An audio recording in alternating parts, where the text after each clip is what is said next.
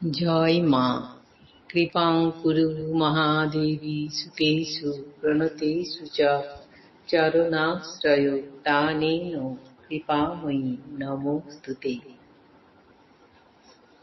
স্বামী পূর্ণাত্মানন্দ মহারাজের লেখা চিরন্তনী সারদা নামক গ্রন্থ থেকে আমাদের পাঠ চলছে। আজকে আমাদের পাঠের প্রবন্ধের শীর্ষ নাম সকলের মা। মা বলতেন, আমি মা, জগতের মা, সকলের মা। বলতেন, ব্রহ্মাণ্ড জুড়ে আমি সকলের মা। বাস্তবিকই তিনি ছিলেন সকলের মা। মানুষের, পশু পাখির, কীট পতঙ্গের, হিন্দুর, মুসলমানের, বৌদ্ধের, খ্রিস্টানের, ভারতবাসীর, ইংল্যান্ডবাসীর, আমেরিকাবাসীর, সাধুর, গৃহীর, সতীর, অসতীর, পাপীর, পুণ্যবানের। বলেছিলেন শরৎ অর্থাৎ স্বামী শারদানন্দ, আমার যেমন ছেলে আমজাদও তেমন ছেলে। কোথায় ব্রহ্মজ্ঞ মহাপুরুষ রামকৃষ্ণ সংঘের অন্যতম কর্ণধার স্বামী শারদানন্দ, আর কোথায় সমাজে ঘৃণিত দস্যু আমজাদ? শুধু মুখের কথাতেই নয়, নিজের প্রত্যক্ষ আচরণ দিয়ে মা দেখিয়ে দিয়েছিলেন স্বামী শারদানন্দ এবং আমজাদের মধ্যে তাঁর কাছে সত্যিই কোনো পার্থক্য ছিল না। মা বলেছিলেন, ঠাকুরের জগতের প্রত্যেকের ওপর মাতৃভাব ছিল।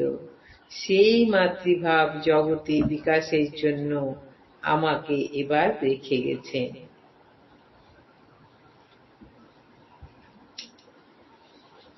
একটি মেয়ে বিপদগামিনী হয়েছে।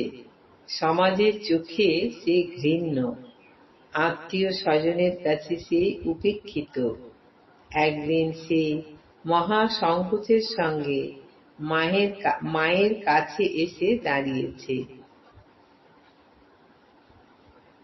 তাকে দেখে মায়ের সঙ্গিনী এবং সমবেত ভক্ত মহিলারা বিরক্ত। সকলের চোখে ভ্রুকুটি। তাদের সেই ভ্রুকুটির একমাত্র অর্থ, এ কেন এখানে? কিন্তু মা তাকে দেখা মাত্রই পরম মমতায় বুকে জড়িয়ে ধরলেন। বললেন, ভয় কি মা, তুমিও যে আমার মেয়ে। মেয়েটির দু চোখে দরবিগলিত অশ্রু। এমন স্নেহ, এমন দরদ সে তো কখনো পায়নি। মায়ের স্নেহ পেয়ে মেয়েটি প্রায়ই আসে মায়ের কাছে। মা তাকে পরম স্নেহে কাছে ডেকে নেন। ভালোবাসায় তিনি ভরিয়ে দেন তার সব দুঃখ, সব শূন্যতা। কিন্তু মায়ের কাছে যেসব ভক্ত মেয়েরা আসেন বা থাকেন, তাদের কারোরই পছন্দ নয় মেয়েটির মায়ের কাছে আসা। একদিন মায়ের সঙ্গিনী গোলাপ মা মাকে সতর্ক করলেন। বললেন, মা, তুমি মেয়েটিকে তোমার কাছে আসতে দিও না। তুমি নিজে ওকে বলতে না পারো, আমি বলে দিচ্ছি। মা শান্ত কণ্ঠে বললেন, সে কি করে হয়? ও আমার কাছে আসবে, ও তো আমার মেয়ে। গোলাপ মা বললেন, মেয়ে ভক্তরা কেউ পছন্দ করছে না ওর আশা। বলরাম বাবুর স্ত্রী বলেছে, ও যদি মায়ের কাছে আসে তাহলে আমরা কি করে আর মায়ের কাছে যাই? ও এলে আমাদের আর যাওয়া হবে না। বলরাম বাবুর স্ত্রী রামকৃষ্ণ সংঘে বহু মানিতা। রামকৃষ্ণ সংঘে তাঁদের পরিবারের অবদানের শেষ নেই। মায়ের সঙ্গেও তার এবং তার পরিবারের গভীর অন্তরঙ্গতার সম্পর্ক। কিন্তু গোলাপ মায়ের ওই কথা শুনে মা খুব শান্তভাবে অথচ দৃঢ় কণ্ঠে যা বললেন তা শুনে চমকে যেতে হয়। মা বললেন, সে যদি না আসতে চায় আসবে না, কেউ যদি না আসে, না আসুক, কিন্তু ও আমার কাছে আসবে। সকলের সবাই আছে, ওর আমি ছাড়া জগতে আর কেউ নেই। ওকে নিয়েই আমি থাকব। যদি তাতে কেউই এখানে না আসে, তাহলে ওকে আমি আসতে বারণ করব না।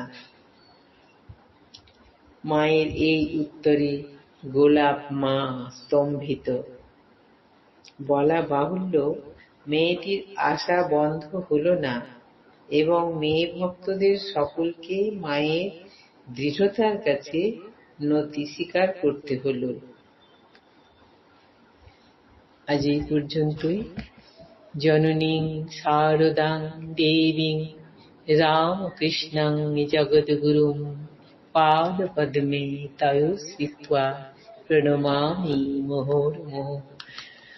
জয় মা।